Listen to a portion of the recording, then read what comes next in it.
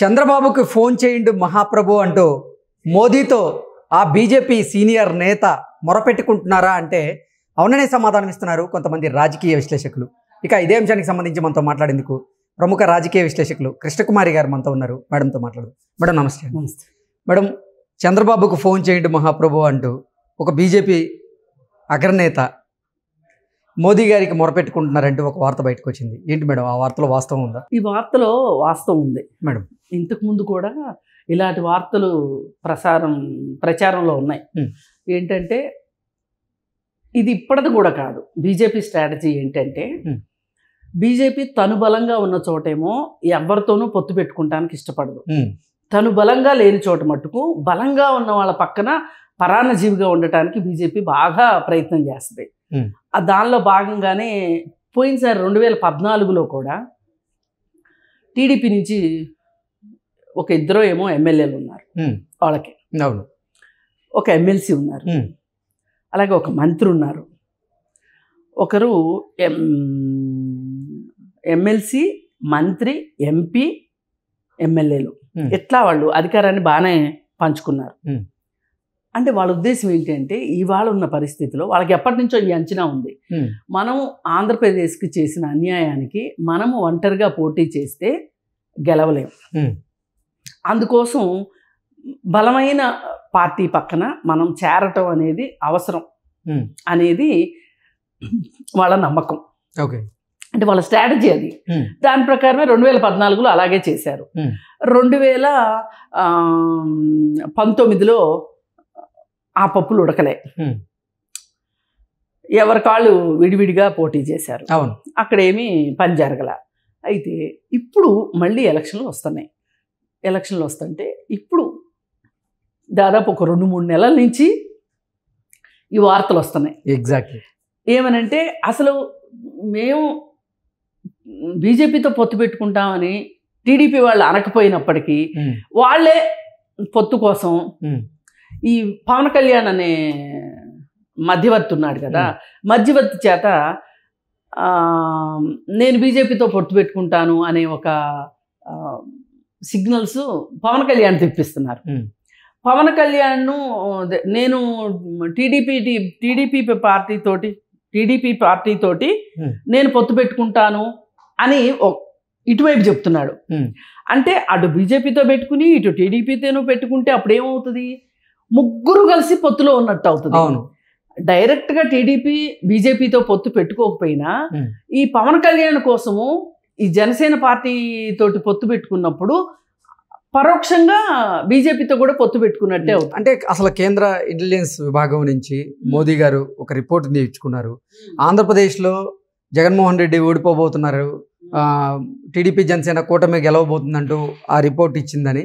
ఆ రిపోర్ట్ ప్రకారంగా మోదీ ఎట్టి పరిస్థితుల్లోనూ ఈసారి చంద్రబాబు గారితో మనం పొత్తు పెట్టుకోవాలని భావిస్తున్నట్లు.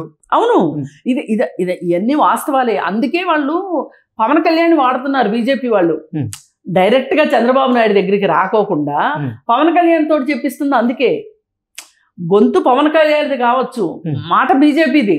ఓకే, అది అలా ప్రయత్నం చేస్తున్నారు. అంటే వాళ్ళు ఇటువైపు నుంచి కాకపోతే అటువైపు నుంచి, అటువైపు నుంచి కాకపోతే ఇటువైపు నుంచి నరుక్కొద్దామని చెప్పి చూస్తున్నారు. వాళ్ళ పూర్తిగా వాళ్ళ నమ్ముతున్నది ఏంటి అంటే మనం టీడీపీ తోటి పొత్తులో ఉంటేనే, కేవలం జనసేనతో పొత్తులో ఉంటే కూడా కాదు, టీడీపీతో పొత్తు అది మనకు కావాలి. అసలు మధ్యలో అవసరమైతే జనసేన పార్టీని కావచ్చు, పవన్ కళ్యాణ్ కావచ్చు, కూరలో కరివేపలాగా అవతల పడేసేసి పొత్తు కుదిరిన తర్వాత అసలు వీళ్ళిద్దరే ప్రముఖమైన మిత్రుల్లాగా అయిపోవాలని కూడా ఆశ కూడా బీజేపీకి ఉంది. కానీ ఇవాళ ఆంధ్రప్రదేశ్లో ఉన్న పరిస్థితులను బట్టి ఇది బీజేపీకి కూడా తెలుసు, వాళ్ళకి అసలు మంచినీళ్ళు ఇచ్చేవాళ్ళు లేరు. బీజేపీకి అసలు మంచినీళ్ళు పుట్ట వాళ్ళకి, వాళ్ళు చేసిన పనులకి స్పెషల్ స్టేటస్ ఇవ్వలేదు, ప్యాకేజ్ అన్నారు అది ఇవ్వలేదు, అమరావతి ఇంత అధ్వానం అయిపోతుంటే దాని గురించి నోరెత్తి మాట్లాడలేదు. కనీసం ఒక్క కన్సైడ్ చేస్తే ఆగిపోతాడండి జగన్మోహన్ రెడ్డి. ఆపలేరా? వైజాగ్ స్టీల్ ప్లాంట్ విషయంలో జగన్మోహన్ రెడ్డి సహాయం కావాలి కాబట్టి అమరావతిని ఈ విధంగా జీటుపుచ్చారు వాళ్ళు. ఇప్పుడు నీకు ఒక చోట మేము ఉపయోగపడతాం, మాకు నువ్వు ఇంకో చోట ఉపయోగపడు అంటే ఇది వస్తు మార్పిడిలాగా బార్టర్ సిస్టమ్ లాగా చేసేసారు వీళ్ళు బీజేపీ వాళ్ళను జగన్మోహన్ రెడ్డి కలిసి. మరి పోలవరం విషయం అట్లాగే చేశారు. రివర్స్ టెండరింగ్కి వెళ్తుంటే ఒక అది నేషనల్ ప్రాజెక్ట్ అయినప్పుడు పోలవరం అనేది పెత్తనం అంతా మాది ఉండాలి అనే ఒక ఉద్దేశం లేకోకుండా అసలు నువ్వు టెండరింగ్ మారుస్తుంటే నువ్వేం చేస్తున్నావు, నువ్వేం మాట్లాడేవా? అసలు రివర్స్ టెండరింగ్ అనేది చరిత్రలో ఎక్కడా లేదు. మొదటిసారిగా వైసీపీ వాళ్ళు కనిపెట్టారు. ఎందుకు? వాళ్ళ కమిషన్ల కోసం వాళ్ళకు. మరి ఇన్ని నష్టాలు రాష్ట్రానికి జరుగుతుంటే, రాష్ట్రానికి జరిగిందంటే అర్థం రాష్ట్ర ప్రజలకు జరిగినట్టే. మరి అలాంటప్పుడు ఓట్లు వేయాల్సింది ప్రజలే కదా. ప్రజలు ఓట్లు ఎట్లా వేస్తారు? అందుకని ఇప్పుడు ఎవరో ఒకళ్ళు వెనకాల దాక్కోవాలి ఇప్పుడు మనం అర్జెంటుగా. అందుకోసం అని చెప్పి టీడీపీ తోటి పొత్తుకి తాతాహలాడిపోతున్నారు. అందుకే సంకేతాలు ఇస్తున్నారనమాట. మేము టీడీపీ తోటి పొత్తుకు రెడీ అని చెప్పి చెప్తున్నారు. కానీ ఇక్కడ ఆలోచించవలసింది ఏంటంటే, ఇప్పుడు ఒక మంచి ఇమేజ్ ఉంది ఒకళ్ళకి, ఇంకొకరికి కూడా ఒక మంచి ఇమేజ్ ఉంది. ఈ ఇద్దరు కలిస్తే ఇమేజ్ డబల్ అవుతుంది. అయితే ఒక ఇమేజ్ ఉన్న వాళ్ళతోటి, ఒక గుడ్ లుక్స్లో ఉన్నవాళ్ళు బ్యాడ్ లుక్స్లో ఉన్న వాళ్ళతోటి కలిశారనుకోండి, వీళ్ళకి కదా నష్టం. ఇప్పుడు వాళ్ళ ఒంటికి మట్టి ఉంది, వాళ్ళు కడుక్కోవటం కాకోకుండా పక్క వాళ్ళకి పూసి కడుక్కుందాం అనుకుంటున్నారు వాళ్ళు. మీరు ఎందుకు పూజించుకోవడానికి రెడీ అవ్వాలి? ఇది ఈ పొత్తే గనక వస్తే టీడీపీ పార్టీ కావచ్చు, చంద్రబాబు నాయుడు కావచ్చు, నామరూపాలు లేకుండా పోతారు. వాళ్ళకి అసలు నిలవ నీడ ఉండదు. ఎందుకంటే ప్రజల్లో ఈ భావం అంత ఇంకిపోయింది. బీజేపీని అంతలా వ్యతిరేకించే స్థాయికి ఆంధ్రప్రదేశ్ ప్రజలు వెళ్ళారు. మరి అలాంటప్పుడు అతనితో నీకు స్నేహం ఏంటి? ఇది టీడీపీ ఆలోచించుకోవాలి. ఎన్ని ఒత్తిళ్ళన్నా రానివ్వండి. నిన్న సిపిఐ నారాయణ కొన్ని వ్యాఖ్యలు చేశారు మేడం. అవేంటంటే, ఆంధ్రప్రదేశ్లో ఎట్టి పరిస్థితుల్లో టీడీపీ జనసేనతో పొత్తు పెట్టుకునేందుకు భారతీయ జనతా పార్టీ ఊళ్ళెగురుతుందని, ఆ దిశగా అడుగులు వేస్తుందని, 17A పేరుతో అవసరమైతే చంద్రబాబును బెదిరించైనా సరే పొత్తు పెట్టుకోవడానికి ప్రయత్నం చేస్తున్నారంటూ కూడా కొన్ని కమెంట్స్ చేశారు. అసలు ఇప్పుడు చంద్రబాబు నాయుడిని అరెస్ట్ చేయించడం వెనకమాల జగన్మోహన్ రెడ్డి తన సొంత వైరం ఉంది, శత్రుత్వం ఉంది. దానికి ఈ కేసు ఇలా ఉంటే శరణు అంట బీజేపీ దగ్గరకు వచ్చినప్పుడు టీడీపీ పార్టీ తోటి కొన్ని ఒప్పందాలు తీసుకొని ఆ కేసు నుంచి చంద్రబాబు నాయుడిని బయటేయాలి.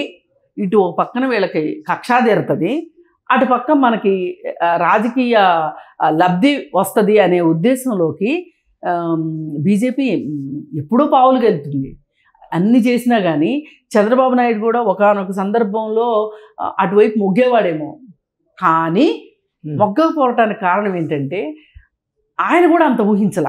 చంద్రబాబు నాయుడు కూడా దేశీయంగా, అంతర్జాతీయంగా, లోకల్గా ఆయనకు వచ్చిన మద్దతు చూసేసరికి నాకు బీజేపీ తోటి అంత కంపల్సరీ కాదు అనే ఒక ఉద్దేశంలోకి చంద్రబాబు నాయుడుకి అర్థమైపోయింది. తన సత్తా ఏంటో తనకు అర్థమైంది. అది ఎదుర్కోలేకనే నన్ను జైల్లో పెట్టారు, నాతో ఏవో ఒక ఒప్పందాలు చేయించుకుంటానికి వీళ్ళు నన్ను జైల్లో పెట్టారు అనే సంగతి చంద్రబాబు నాయుడుకి అర్థమైపోయింది. కాకపోతే ఈ మొత్తంలో ఆటలో అరటిపండులాగా పవన్ కళ్యాణ్ గబగబా అందరికంటే ముందెళ్ళి చంద్రబాబు నాయుడిని అరెస్ట్ చేసినప్పుడు ఆయన ఘర్షణ పట్టము, పోలీసులతోటి ఆయన రోడ్డు మీద కూర్చోవటము, లోకేష్కి నేనున్నాను తమ్ముడు అని చెప్పి భరోసా ఇవ్వటము, వీటన్నిటి వెనకమాల ఏంటి అంటే అతను ఆ పరిస్థితిని సొమ్ము చేసుకుందాం అనుకున్నాడు పవన్ కళ్యాణ్. కానీ పవన్ కళ్యాణ్కి ఈ ఐడియా ఇచ్చింది బీజేపీయే. ఇప్పుడు బీజేపీ ఏం చెప్తే చేస్తాడు పవన్ కళ్యాణ్. ఇదంతా ఏంటి అంటే పిర్రగిల్లి జోలపాటం అంటారు చూసారా, అలా చేశారు వీళ్ళు. చంద్రబాబు నాయుడుని దారికి తెచ్చుకోవడానికి రకరకాల ప్రయత్నాలు చేశారు, ఎన్నో ప్రయోగాలు చేశారు.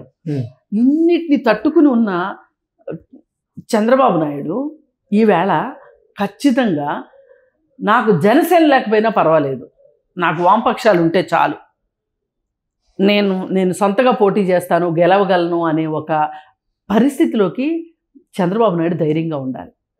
ఎందుకంటే పవన్ కళ్యాణ్ చేత ఇన్ని నాటకాలు ఆడిచ్చిన బీజేపీ పార్టీ ఎంతవరకు కరెక్ట్ అనేది ఉండాలి కదా, ఆలోచించాలి కదా. అసలు అవసరమే లేదు బీజేపీ తోటి పొత్తు. ఇవాళ చంద్రబాబు నాయుడు ఉన్న పరిస్థితికి అంత అవసరమే లేదు. మరి ఈ పరిస్థితుల్లో వాళ్ళు చాలా ఎన్ని ప్రయత్నాలు చేసినప్పటికీ